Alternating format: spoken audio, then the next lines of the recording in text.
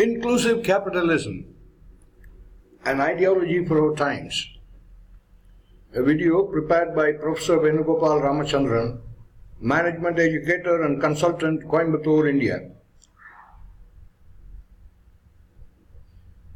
Till the early 1990s, ideology used to occupy a prominent place in public discourse. Capitalism and socialism were contending to captivate the minds of men.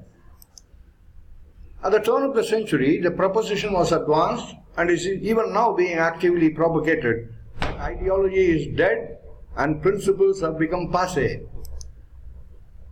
Now, ideology refers to a set of ideas that are ingrained in the minds of men and that color the way they make sense of events, evaluate their conditions and act.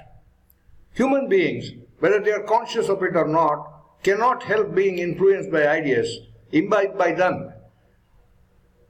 And therefore, ideologies can never become irrelevant. In this video, we discuss a set of ideas under the rubric Inclusive Capitalism. We think these deserve to be propagated and raised to a place of prominence in public discourse.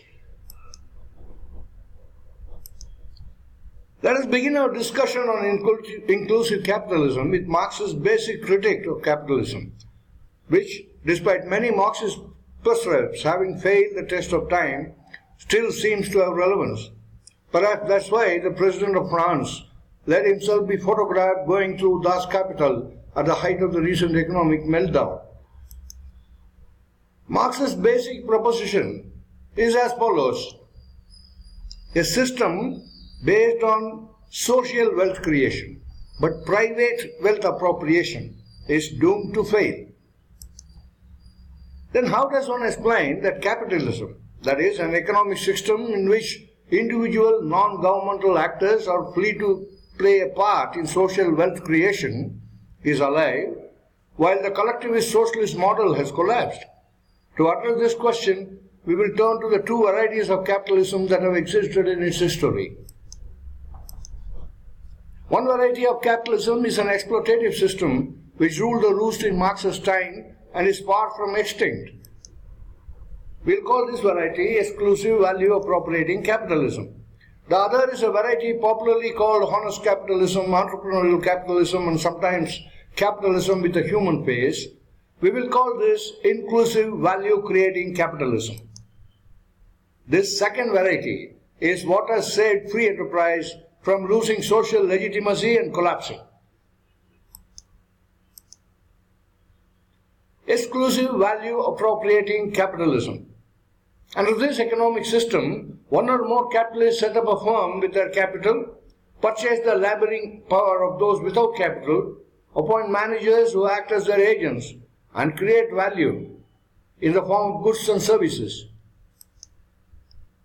When it comes to value or wealth distribution, the capitalists appropriate the major portion for themselves, leaving only a small portion for the working class, just enough to survive.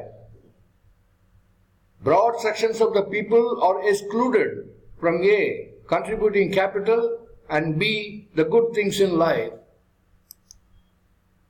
Value appropriation or profit is the end, and value creation is only the means.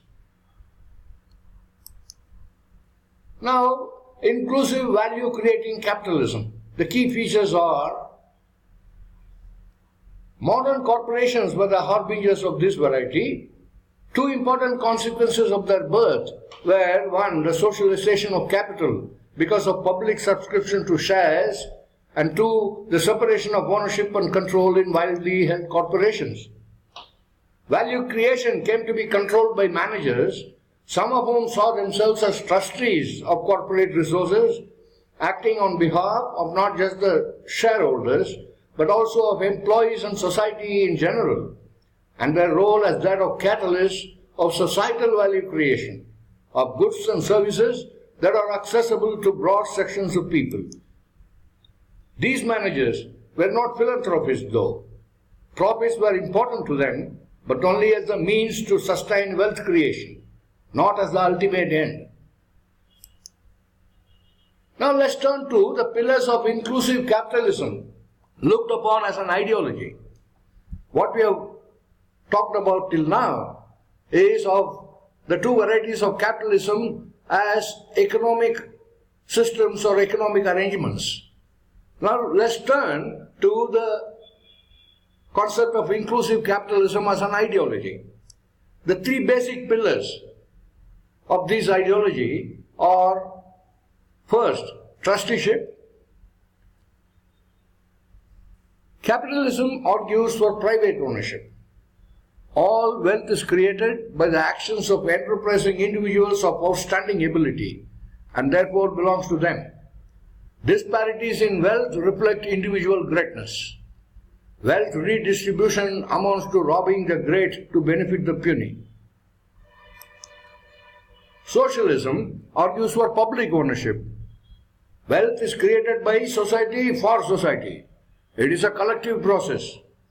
The primitive accumulation of capital was achieved through the plunder of serfs and artisans.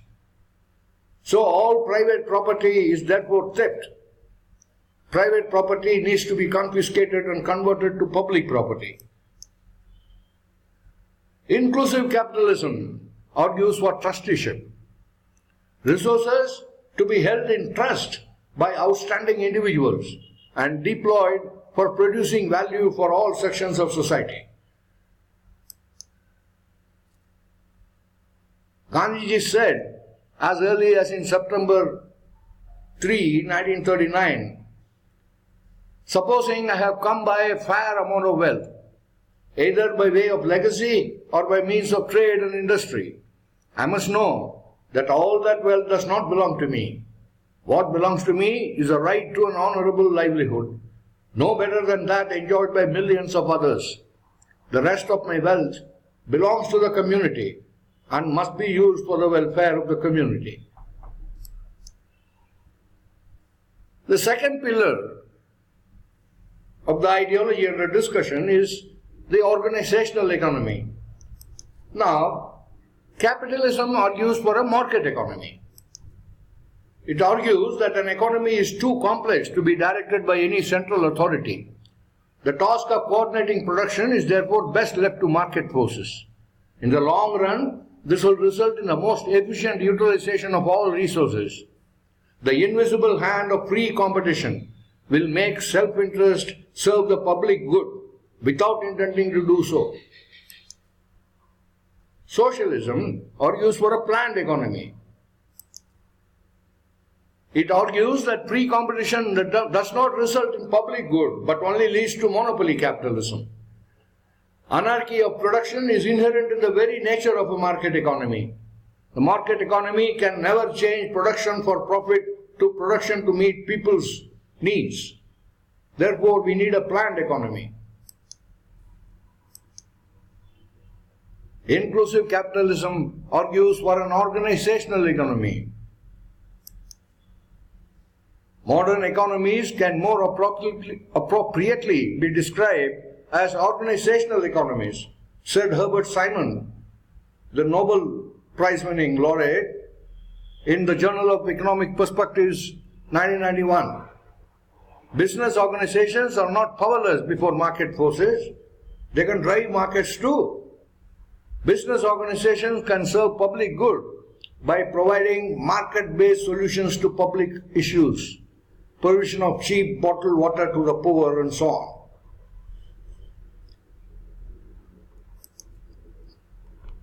The third pillar is the government-business CSO alliance. Capitalism argues for a laissez-faire state. Now, laissez-faire means leave alone. Capitalism argues that a state that would leave alone individuals to what they want to do with their property and protects individuals and individual property from enemies within and enemies without through the rule of law rather than of persons is the ideal state.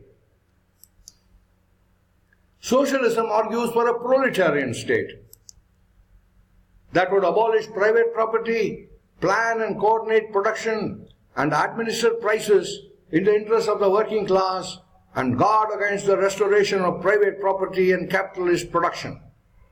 Strong rhetoric, but not practical. Inclusive capitalism argues for a state allied with business and society, because it argues public good would be promoted by business organizations deploying their technological managerial expertise to find market-based solutions to social issues. A government that creates a supportive institutional environment and civil society organizations that provide information about grassroots realities and feedback. So these three pillars acting together would serve the public good.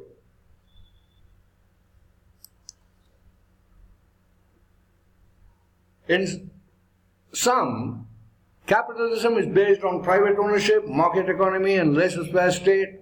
Inclusive capitalism argues for trusteeship, organizational economy, and business, government, civil society alliance. And socialism argues for public ownership, state-controlled economy, and proletarian state.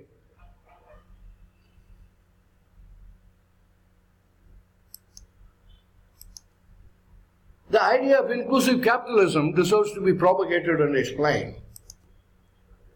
An idea becomes a material force when it captivates the minds of the masses, said V.I. Lenin, one of the most influential intellectuals and ideologues that the leftist movement has produced. Some thought leaders are already doing this in contemporary times. Late Sumantra Ghosal, Charles Handy, and others have written extensively on value creation needs to be recognized as the end purpose of businesses, and why value appropriation, that is profits, is only the means to value creation. Kim and Momon have elaborated on blue ocean strategic moves throughout the history of capitalism, in the past and in the present, that have benefited broad sections of people through value innovation. And C.K. Prahalad has written extensively on serving the world's poor profitably. We need to sound a caveat though. Propagating inclusive capitalism will not be easy and will involve a struggle. One should be prepared to face attacks from the left. Inclusive capitalism is just an attempt to hoodwink the working class. And from the right of the form, inclusive capitalism is socialism in disguise. One should be adept at assessing events from the perspective of inclusive capitalism and advanced solutions. In this process of application of ideology, the ideology itself would get further enriched.